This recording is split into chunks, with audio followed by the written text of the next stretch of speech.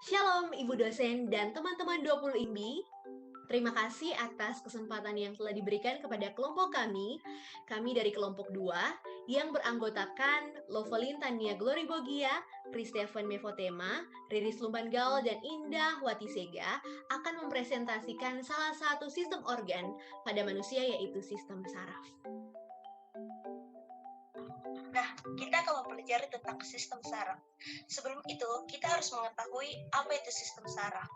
Jadi, sistem saraf adalah suatu jaringan kompleks yang khusus dan saling berhubungan antara satu dan yang lainnya.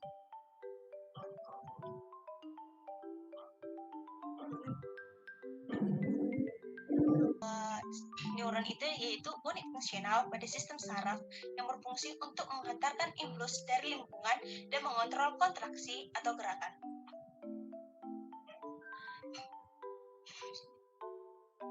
Nah, struktur neuron ada 8. Yang pertama adalah inti sel. Nah, inti sel disebut juga sebagai nukleus, di mana berfungsi sebagai pusat yang mengontrol segala aktivitas yang dilakukan oleh sel. Yang kedua adalah badan sel, yaitu berfungsi sebagai tempat dari inti sel yang mengandung banyak sitoplasma, yaitu berfungsi sebagai tempat pemeliharaan semua bagian sel saraf agar tetap berfungsi. Yang ketiga adalah dendrit. Nah, dendrit ini sendiri berfungsi sebagai menyampaikan stimulus ke badan sel. Yang keempat adalah akson. Nah, akson ini berfungsi sebagai mengantarkan rangsangan dari badan sel ke sel saraf lainnya. Nah, yang kelima adalah selubung mielin, di mana berfungsi sebagai pelindung sel saraf dari tekanan atau luka dan untuk mempercepat impuls saraf. Yang keenam adalah sel syawak. Nah, berfungsi sebagai pelindung sel saraf dari tekanan atau luka dan untuk mempercepat impuls saraf. Yang ketujuh adalah nodus Rapier. Nah, di mana ini berfungsi sebagai mekanisme penghantar impuls atau rangsangan dan terletak di antara sel syawak. Nah, dan yang ke-8 adalah terminal sinaptik, yaitu berfungsi untuk mengeringkan sinyal ke sel. Nah, neuron itu sendiri juga dibagi menjadi 3, yaitu berdasarkan pada fungsinya. Yang pertama adalah sensori neuron, yang kedua adalah interneuron, dan yang ketiga adalah motor neuron.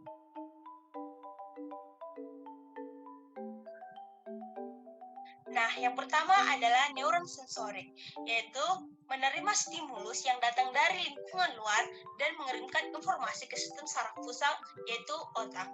Nah, di mana stimulus itu berasal dari reseptor sensorik atau panca indera. Nah, yang kedua adalah interneuron, di mana mengintegrasikan input sensoris dan output motoris, yaitu yang membuat persambungan sinaptik hanya dengan neuron lainnya. Nah, yang ketiga adalah neuron motorik, yaitu mengeringkan impuls atau output motoris dari sistem saraf pusat ke sel efektor. Oke, setelah kita mempelajari tentang pengertian, fungsi, jenis, dan struktur pada syaraf, nah sekarang kita mempelajari tentang sistem syaraf pada manusia. Nah, sistem syaraf pada manusia ini kalau dilihat di gambar ini itu terbagi menjadi 2. Itu ada sistem syaraf pusat dan sistem syaraf tepi. Kalau sistem syaraf pusat itu ada otak, struktur tulang belakang. Nah, sistem syaraf tepi ini ada saraf kranial dan saraf spinal gitu. Nah, ini terbagi menjadi 2. Nah, itu syaraf pusat itu ada otak besar, otak kecil, encefalon, batang otak, dan sumsum tulang belakang. Nah, syaraf tepi ini juga terbagi menjadi 2, yaitu sistem syaraf somatis dan sistem syaraf otonom. Nah, kalau dilihat dari otak besar ini, pertama-tama kita mempelajari tentang otak besar. Otak besar itu merupakan pusat kegiatan kendali yang disadari. Nah, kalau bisa diartikan daripada ini, itu merupakan kegiatan atau merupakan pusat atau koordinasi dari otak besar ini merupakan suatu pusat koordinasi dari kegiatan kita yang kita sadari gitu. Jadi merupakan sebuah kesadaran gitu. Nah, selanjutnya itu tuh terletak di rongga kepala. Otak besar ini terletak di rongga kepala dan dilindungi oleh tempurung kepala. Nah, tempurung kepala ini itu merupakan sejenis tengkorak atau tulang. Nah, itu melindungi bagian bawahnya yaitu otak. Nah, ini juga merupakan pusat koordinasi utama pada setiap aktivitas atau setiap kegiatan yang makhluk hidup lakukan. Gitu. Nah, ini merupakan bagian otak besar, itu dibagi menjadi 2, yaitu karena ada belahan hemisfer cerebral kanan dan ada belahan hemisfer cerebral kiri. Nah, ini dibagi lagi menjadi 4 bagian. Itu ada lobus occipital, itu yang berwarna abu-abu, ada lobus parietal, itu yang berwarna biru, ada lobus temporal, dan lobus frontal yang berwarna biru. Lalu, otak besar ini itu bagiannya ada korteks cerebral. Korteks cerebral ini terdiri dari 2 lapisan. Ya, bisa dilihat di sini gambar ini. Ini korteks cerebral yang berwarna kuning, itu yang sangat besar. Nah, itu merupakan lapisan otak luar. Jadi lapisan paling luar daripada otak gitu. Daripada otak besar. Nah, ini juga bagian otak yang paling besar dan paling kompleks itu. Kalau dilihat di sini, korteks cerebral yang berwarna kuning ini, itu merupakan bagian yang paling besar dan paling kompleks dari segala bagian otak-otak yang lainnya. Nah, lalu otak besar itu punya juga corpus callosum dan nucleus basal. Fungsi corpus callosum ini sebagai jembatan hemisfer antara cerebral kanan dan hemisfer cerebral kiri. Itu merupakan menjadi jembatan dan sebagai penghubung antara yang kanan dan kiri. Nah, nucleus basal ini fungsinya itu sebagai pusat koordinasi atau sebagai pusat motoris dari kegiatan dan aktivitas manusia. Otak manusia. Nah, sekarang kita membahas tentang otak kecil. Otak kecil itu ada di bagian belakang dan bagian yang kecil gitu dari bagian-bagigian otak gitu. Nah, ini fungsinya itu sebagai mengkoordinasikan gerakan dan keseimbangan gitu. Otak kecil itu sebagai keseimbangan dan sebagai koordinasi gerakan, sebagai pusat koordinasi gerakan. Itu juga membantu kita dalam belajar dan mengingat keterampilan motorik kita. Itu merupakan fungsi dari otak kecil. Dan kalau bisa dilihat, otak kecil itu yang ini. Otak kecil. Selanjutnya, di sini ada diencephalon. Nah, di sini bisa dilihat gambar ini di diencephalon. Itu ada di tempat di tengah-tengah. Nah, itu ada dibagi menjadi 3. Talamus, hipotalamus, dan epitalamus. Talamus itu fungsinya sebagai pusat informasi sensoris utama yang menuju ke otak besar. Jadi segala impuls atau segala impuls yang menuju kepada otak besar itu melewati talamus ini. Nah, hipotalamus itu sebagai pusat pengaturan homeostatis, termostat tubuh, dan jam biologis tidur. Jadi di sini segala pengaturan tentang homeostatis, suhu tubuh, dan jam biologis tidur itu dikoordinasikan oleh hipotalamus ini. Selanjutnya, epitalamus ini merupakan sebagian dari kelenjar pineal. Nah, ini juga sebagai sumber melatonin dari dalam tubuh manusia. Nah, ini adalah otak manusia. Nah, di tengah-tengah ini yang berwarna merah ini merupakan batang otak. Batang otak ini dibagi menjadi 3, yaitu ada otak tengah, lalu ada medulla oblongata, dan juga ada pons. Nah, fungsi otak tengah ini sebagai penerima dan mengintegrasikan beberapa jenis informasi sensorik dan mengirimkannya tentu ke otak besar. Lalu medulla oblongata ini sebagai pusat pengatur fungsi visceral, yaitu otonom, homeostatis, pernafasan, aktivitas pembuluh darah. Nah, yang uniknya pons ini itu berpartisipasi dan membantu medulla oblongata dalam menjalani aktivitasnya. Nah, ini dia itu membantu medulla oblongata dalam mengatur fungsi visceral, otonom, homeostatis, pernapasan, dan aktivitas pembuluh darah. Nah, dari yang tadi sudah disampaikan, medulla oblongata itu dan pons itu mempunyai fungsi yang sama gitu dan utama. Mereka bekerja sama untuk mentransformasi informasi antara sistem saraf tepi, otak tengah, dan bagian otak lainnya. Nah, oke, selanjutnya di sini ada sumsum tulang belakang. Gambar sumsum tulang belakang, di sini ada tulang belakang. Nah, ada sumsum tulang belakang dan sumsum lanjutan. Fungsi dari sumsum tulang belakang ini merupakan sebagai pusat gerak refleks dan pengantar impuls sensorik dari respon otak. Nah, pusat gerak refleks ini berarti refleks atau secara tidak sadar gitu, langsung secara tiba-tiba dan secara cepat gitu, refleks. Nah, refleks ini itu sumsum tulang belakang karena impulsnya itu langsung dihubungkan kepada sumsum tulang belakang, tidak melalui bagian otak gitu, tidak ditransfer ke otak. Jadi langsung sensorik oleh sumsum tulang belakang gitu. Jadi tidak melalui otak belakang, sehingga dalam penggunaan itu sangat cepat dan sangat efektif itu dan reflektif. Selanjutnya, sumsum tulang belakang itu fungsinya mengkoordinasikan impuls-impuls dari saraf. Nah, itu juga sebagai pusat pengaturan pernapasan tubuh dan pengaturan denyut jantung. Selanjutnya, di bagian kedua kita punya sistem saraf tepi. Sistem saraf tepi ini dibagi jadi dua, yaitu sistem saraf somatis dan sistem saraf otonom. Nah, apa sih fungsi sistem saraf somatis itu? Itu merupakan respon terhadap rangsangan eksternal. Jadi, respon-respon atau impuls-impuls dari luar yang kita dapat itu direspon di saraf somatis ini. Nah, itu juga membawa sinyal ke otot rangka. Juga bekerja secara sadar gitu, atau saraf secara sadar. Nah, kalau sistem saraf otonom ini itu pengatur otot polos dan organ manusia. Seperti yang kita tahu, otot polos itu bekerja secara tidak sadar. Nah, pada organ-organ manusia itu mengandung otot polos gitu, selain jantung. Nah, ini bekerja secara tak sadar atau di bawah secara kesadaran manusia. Nah, sistem saraf otonom ini dibagi juga jadi dua, yaitu ada simpatik dan parasimpatik. Nah, fungsi simpatik ini itu untuk meningkatkan, untuk menambahkan, untuk mempekerjakan. Jadi, ini tuh fungsinya untuk meningkatkan konsumsi energi. Contohnya seperti mempercepat denyut jantung, meningkatkan metabolisme tubuh, dan yang lain sebagainya. Nah, parasimpatik ini fungsinya itu untuk menghemat konsumsi atau memperlambat dan atau mengurangi konsumsi energi. Nah, di sini contohnya itu untuk memperlambat denyut jantung, ya seperti kebalikannya dari simpatik tadi, menurunkan metabolisme tubuh seperti itu.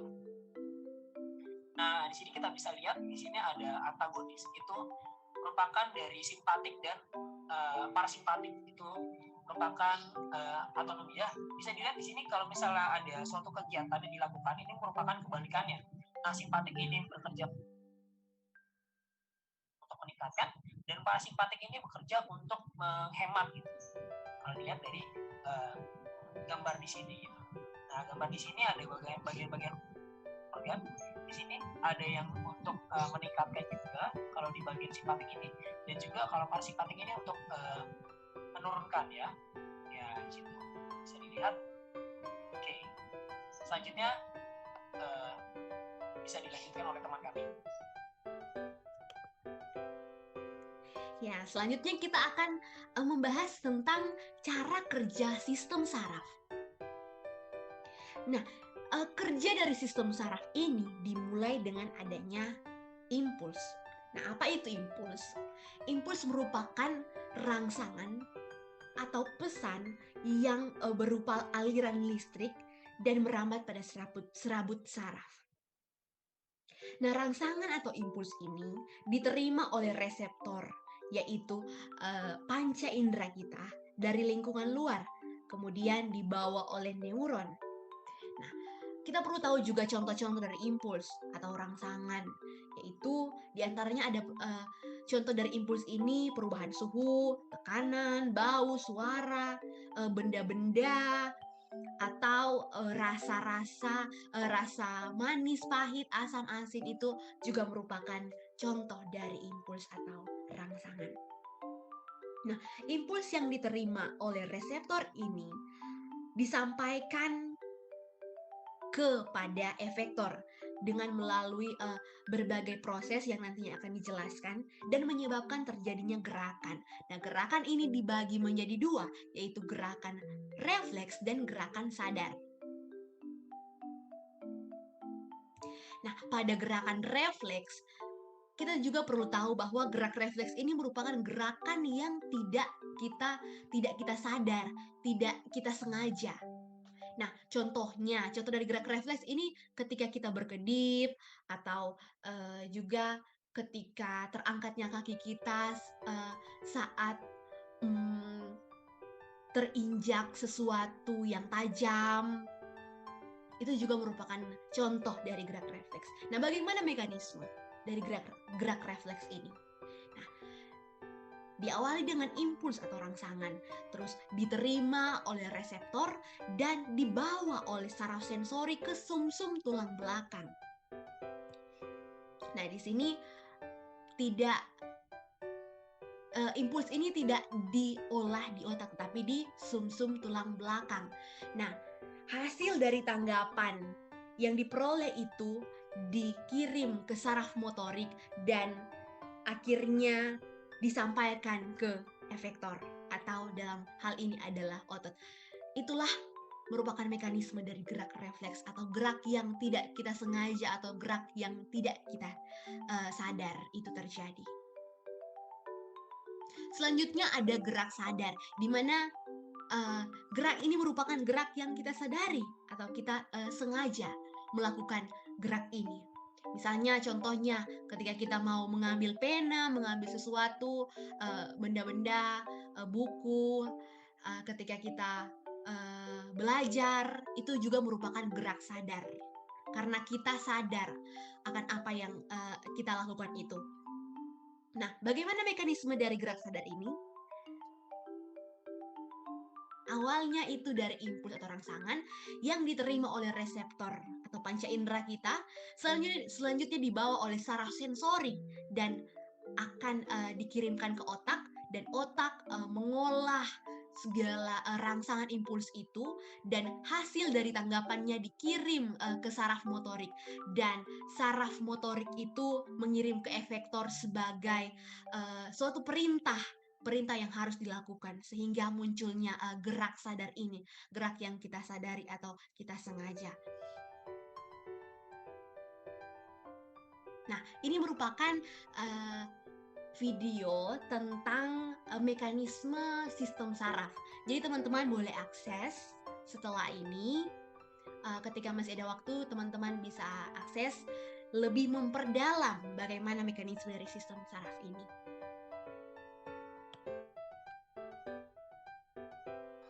Kemudian kita akan masuk pada kelainan sistem saraf. Yang pertama yaitu Parkinson.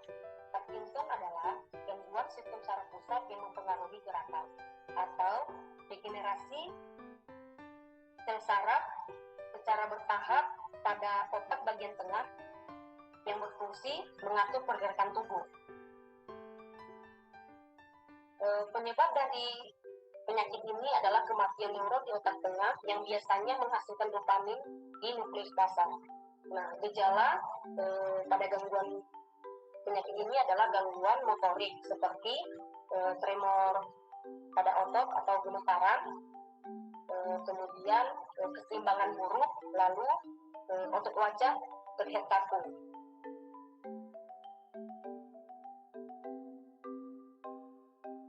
Schizophrenia. Schizophrenia adalah gangguan mental yang parah di mana pasien memiliki persepsi realitas yang terdistorsi atau kesulitan dalam membedakan antara kenyataan dan pikiran yang ada pada diri sepengidap penyakit tersebut.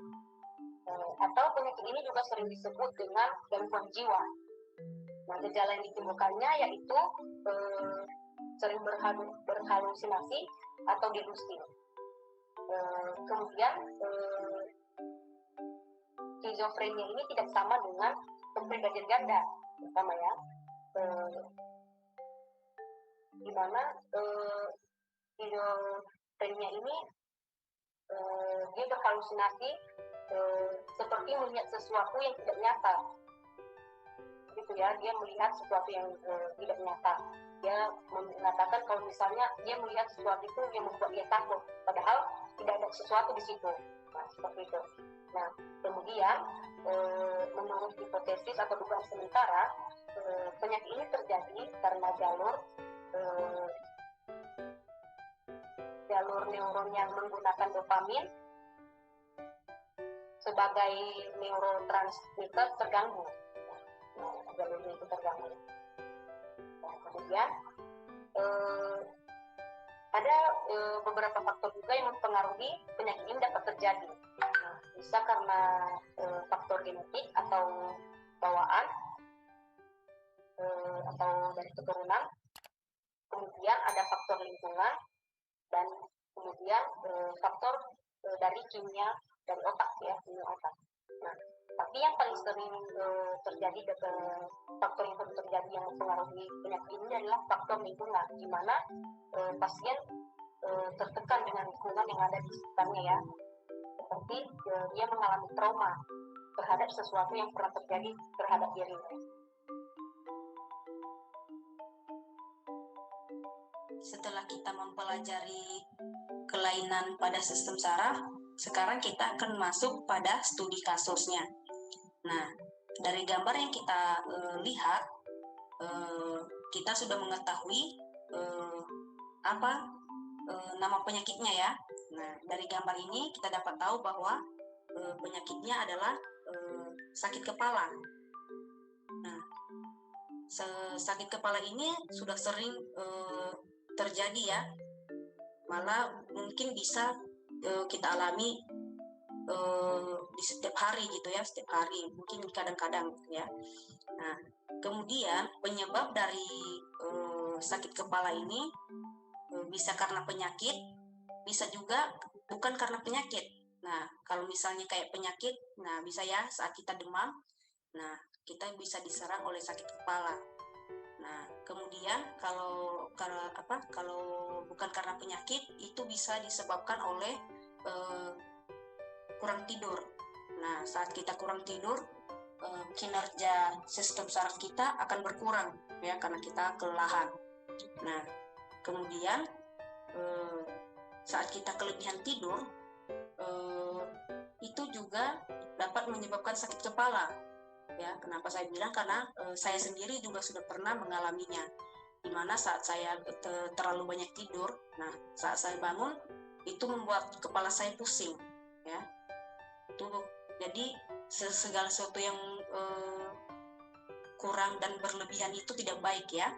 Nah, kemudian sakit kepala juga bisa disebabkan oleh kacamata dengan resep yang salah. Nah, misalnya ini ya, yang kayak rabun jauh atau rabun dekat, itu kan ada plus minusnya ya, ada batas resepnya yang pas gitu ya. Nah, kalau misalnya resepnya salah, itu dapat membuat kepala kita pusing karena tidak cocok ya. Nah, kemudian sakit kepala ini juga bisa disebabkan oleh stres. Nah, stres sendiri bisa disebabkan oleh berbagai faktor ya. Bisa karena terlalu kelelahan, ya, terlalu banyak tugas yang dikerjakan, bisa karena tekanan dari lingkungan, karena pekerjaan juga, ya, banyak ya kalau untuk stres ini.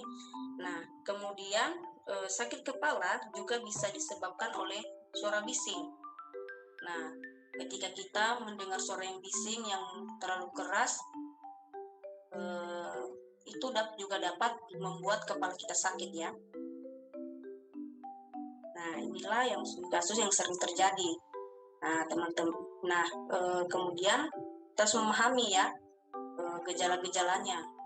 Nah, untuk cara menangani sakit kepala ini, dari penyebab tadi bisa kita lihat ya bahwa kita harus bisa mengatur waktu istirahat kita, waktu tidur ya, jangan kurang dan jangan berlebihan. Nah, dan kemudian juga jangan terlalu berada di tempat yang bising ya, yang ada suara bisingnya. Nah, kemudian juga sering olahraga juga bisa ya untuk membantu kesehatan tubuh. Kemudian juga untuk menghindari sakit kepala ini juga bisa dari pola makan ya, dari pola makan yang sehat juga bisa. Nah, sekian dari saya, terima kasih.